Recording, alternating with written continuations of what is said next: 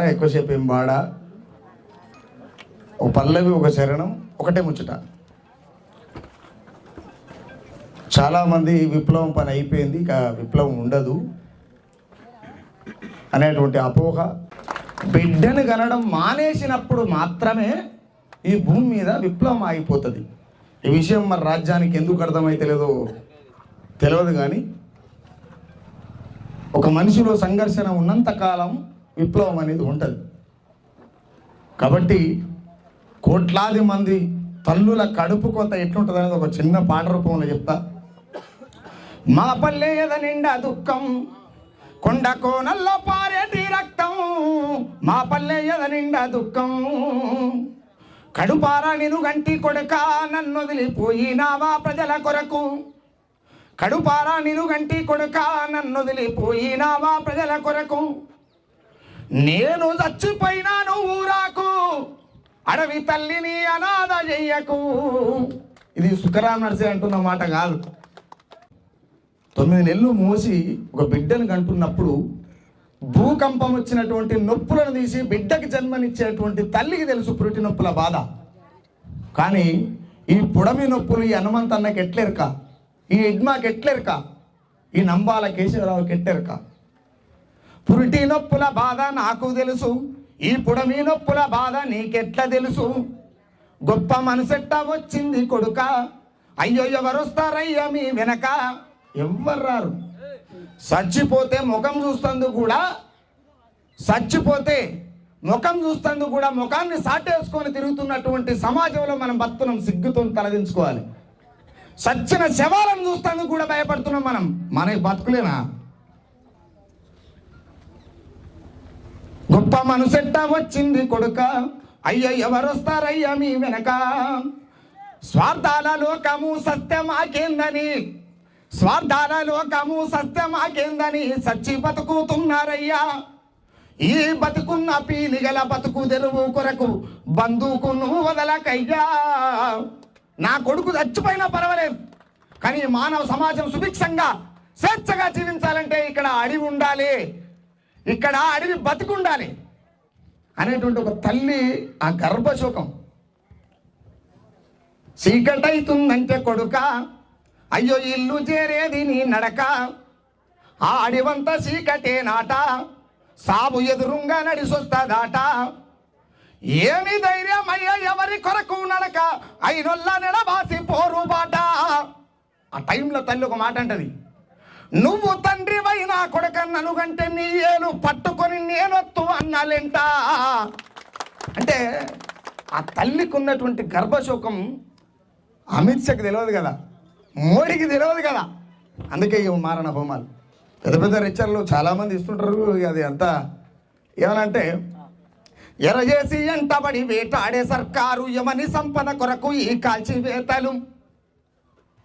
అంటే నిజంగానే మానవ సమాజంలో ఒక మనిషిలో సంఘర్షణ చనిపోయినప్పుడు మాత్రమే ఇక్కడ తిరుగుబాటు ఆగుతుంది.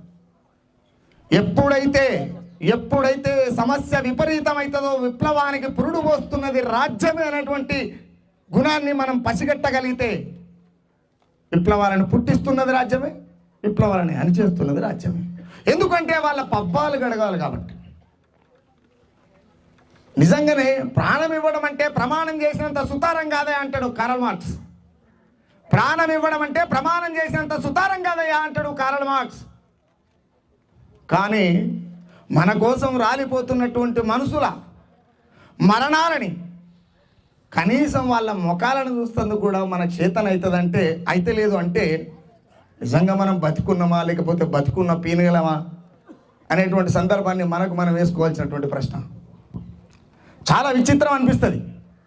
ఎందుకు విచిత్రం అనిపిస్తుంది అంటే, నేను మొన్న అంత్యక్రియలకు వచ్చినప్పుడు ఒక మాట చెప్పినా, అని చేస్తాని అరిసిగోల పెడుతున్నావు, నువ్వు ఆపాలే ఊరు అది నిప్పుల వాగు గనక.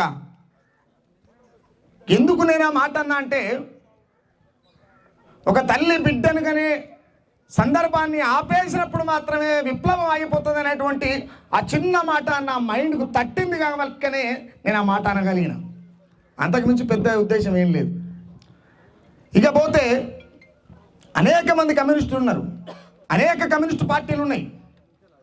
కానీ ప్రజల కొరకు, ప్రజల మధ్యన, ప్రజల శ్రేయస్సు కోరి ప్రజాస్వామ్యం ప్రజాస్వామ్యం ప్రజాస్వామ్యం ప్రజాస్వామ్యం అని మాట్లాడుతున్నటువంటి నాయకులకు చెప్తున్న ఈ మాట, ఇది గుర్తుపెట్టుకోరు బిడ్డ. మీతోనే మాట్లాడుతున్నాను నేను ఇప్పుడు. ప్రజాస్వామ్యం అని మాట్లాడుతున్నటువంటి బిడ్డలకు చెప్తున్నా, ఈ భారతదేశం 145 కోట్ల పైచిలకు ప్రజలు ఉన్నటువంటి అఖండ భారతదేశంలో ప్రజాస్వామ్యం ఎక్కడుందిరా? ఇది రాజరికం దేశం బిడ్డ, గుర్తుపెట్టుకోవాలి. ఈ రాజరిక పోకడం పోవడం కోసమే రాడికల్స్ పుట్టుకొచ్చారు కదా. ఆ సంగతి మీకు ఎన్నడ అర్థమవుతుందిరా? ఎన్నడ అర్థమవుతుంది మీకు? ఇక్కడ కులం ఉన్నది, ఇక్కడ మతం ఉన్నది, ఇక్కడ వర్ణం ఉన్నది, ఇక్కడ వివక్షత ఉన్నది. ఇవన్నీ ఉన్న తర్వాత ఇది ప్రజాస్వామ్య దేశం ఎట్లయితుంది? ఎంత సిగ్గుసేట్ ఈ మాట, ఎంత సిగ్గుసేట్. ఇలా ఆపరేషన్ కగార్ పేరు పెట్టి అడవులను స్వాధీనం చేసుకొని అంబానీ ఆదానీలకు కట్టబెట్టేటువంటి ప్రక్రియలో భాగంగా అన్నలని పిట్టలు కాల్చినట్టు కాల్చి చంపుతుంటే ఒక్క నా కొడుకు వచ్చి బయటకు మాట్లాడు. కానీ బయటకు వచ్చి మాత్రం పిడికిలు బిగించి మేము చాలా పెద్ద మొగోళ్ళం అని చెప్పి మాట్లాడుతుంటారు. చాలా ఇబ్బంది అనిపిస్తుంది. నేను ఎందుకు ఈ మాట అంటున్నానంటే, మీరు లేకపోతే మేము లేం, కానీ మమ్మల్ని ముందల తోలి మా వెనకంగా కుంకులు నడుపుతున్నారు బిడ్డ. ఇది మర్చిపోవాలరా మీరు. మీరు పెద్దోళ్ళే కావచ్చు, ఇది మర్చిపోవాలి. ఎందుకు నేను ఈ మాట? నిజంగానే ఈ పాక హనుమంతన్న 45 ఏళ్ల జీవితాన్ని దండకారణ్యంలో గడిపి సొంత వాళ్ళని కూడా వదిలేసి, అసలు ఉన్నారా చచ్చిండ్రా కూడా తెలియలేనటువంటి పరిస్థితిలో ఎన్నోసార్లు చచ్చిపోయిందని ఇంటి ముందు టెంట్ వేసి తీసేసినటువంటి దౌర్భాగ్యం ఈ భూమి మీద ఎవరికైనా ఉంటుందా? ఆయన ఎవరి కోసం ఇదంతా? ఎవరి కోసం? ఆయన కుటుంబం కోసమా? ఆయన తల్లి కోసమా? లేకపోతే ఆయన తండ్రి కోసమా? ఆయన అన్నదమ్ముల కోసమా? కజల కోసమా? లేకపోతే పిల్లల కోసమా? కాదు కదా. అఖండ భారతదేశ ప్రజలు స్వేచ్ఛగా జీవించాలనేటువంటి ఉద్యమాన్ని ఎత్తుకున్నాడు కాబట్టి, రేపు జరగబోయేటువంటి విధ్వంసాన్ని ముందే పసిగట్టింది కాబట్టి అక్కడ దాకా జరగలిగింది. 45 సంవత్సరాల జీవితాన్ని అడవిలో కలిపినటువంటి హనుమంతన్నకు ఒక పాట, ప్రాణమే ఇచ్చినోనికి పాట పాడలేనా అని చెప్పి ఇంత దూరం వచ్చిన ఈ అవకాశం ఇచ్చినందుకు థ్యాంక్ యూ సో మచ్ అన్న.